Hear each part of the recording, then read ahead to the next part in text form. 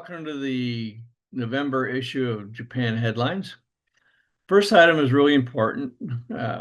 METI has come out with plans to launch a mid/long-term physical market. Very controversial. During Power Week was the hottest topic.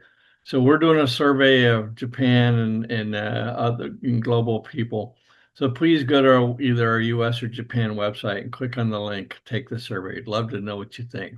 There's also a link in there explaining in more detail what METI plans to do with this market.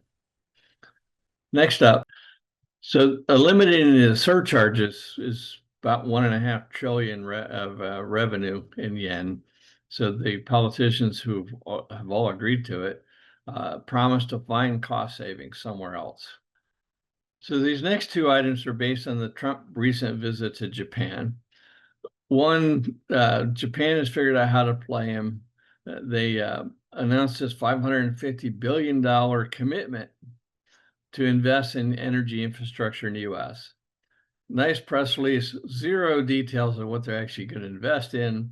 And talking to people I know, it's like it made Trump happy. He gets to make a nice announcement at home of look at all this money coming.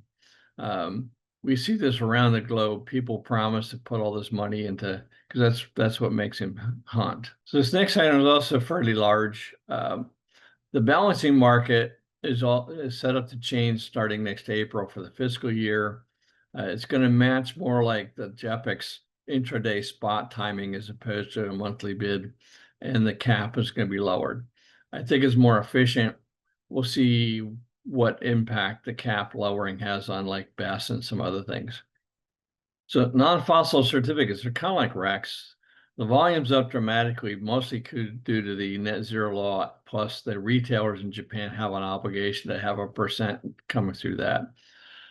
So we think there's going to be a shortage of those, but more importantly, the carbon market starts in earnest next April. It's being traded the last 2 years, or last year and a half, based on a trial, if you will, but it's been approved to launch.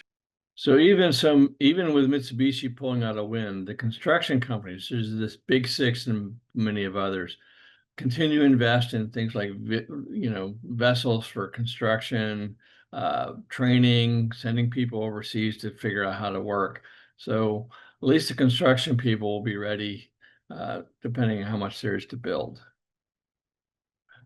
This next one's also, I think, a very cool play by the new prime minister. Trump was pushing for Japan to stop buying LNG imports from Russia.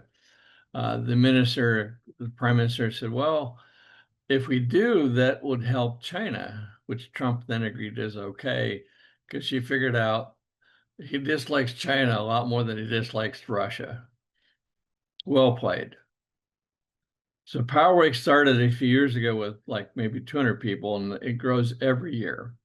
That week I had more meetings than I normally ever have, and I reached my limit on how much sake I can drink. So as solar keeps growing, the curtailments by the utilities keeps also growing. Kyushu is the biggest one with almost 5% of the renewables being curtailed on a regular basis.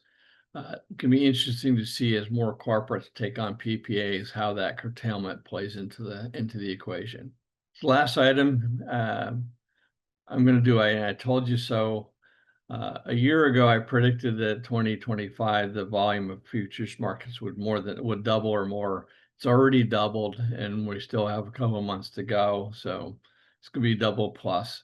The consensus amongst the 800 people, and I talked to not all of them, but quite a few, is expectations that it'll double or even triple in 2026. Good news. Anyway, thanks for watching.